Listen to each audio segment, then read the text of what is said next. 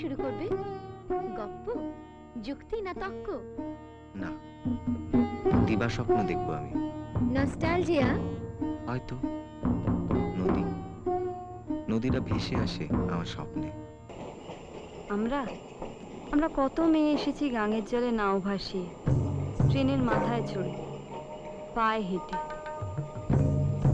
এত হাঁটা যে শরীরে কোনো সার থাকে না, এমনকি ঘুমের মধ্যেও আমাদের শরীরগুলো কেঁপে ওঠে হেঁটে চলার ছন্দে।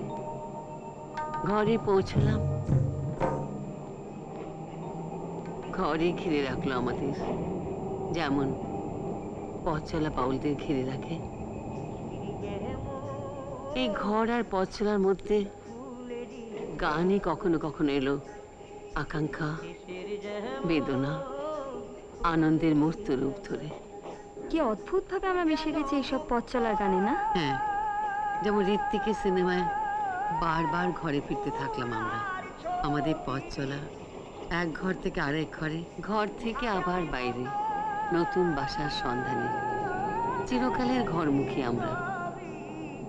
এই বিশাল স্মৃতি ভাণ্ডারে আমরা যেন এক প্রতিধ্বনির মতন হয়ে থাকি, মিলিয়ে যাই আবার রয়েও যাই।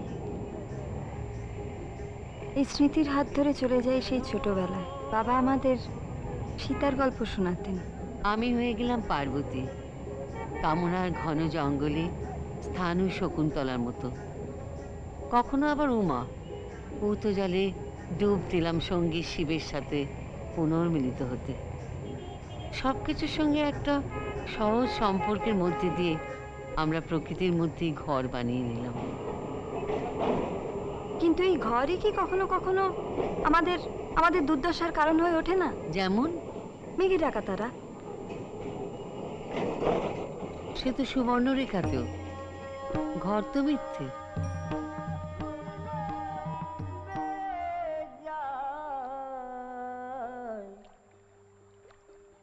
तुम्हारा जब मिले तुम्हार आजब मिले तुम्हार आजब मिले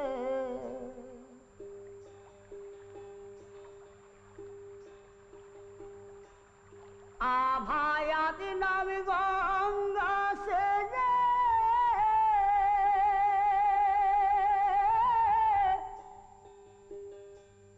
সংক্ষেপে কেউ দেখো বুঝে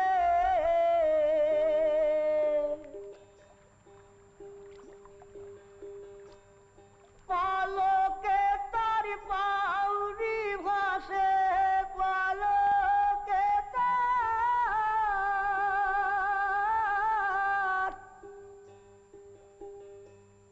পালকে সুখায় তোমার আজব লীলে তোমার ফলে ফুলে কত রঙ খেলে ফলে ফুলে কত রঙ খেলে ও তার ফলে কথা কয় তোমার আজব লীলে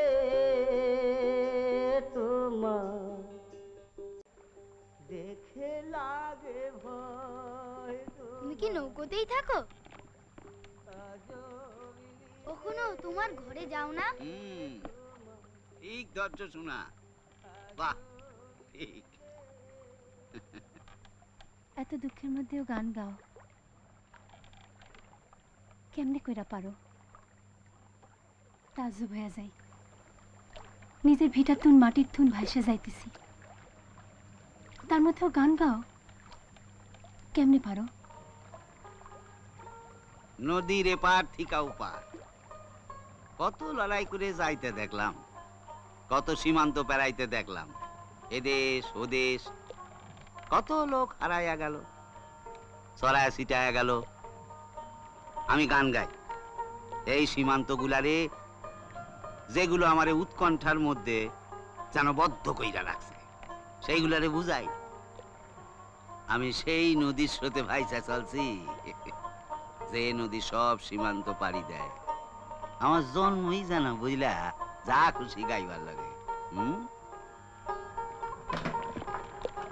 কসু পোড়া।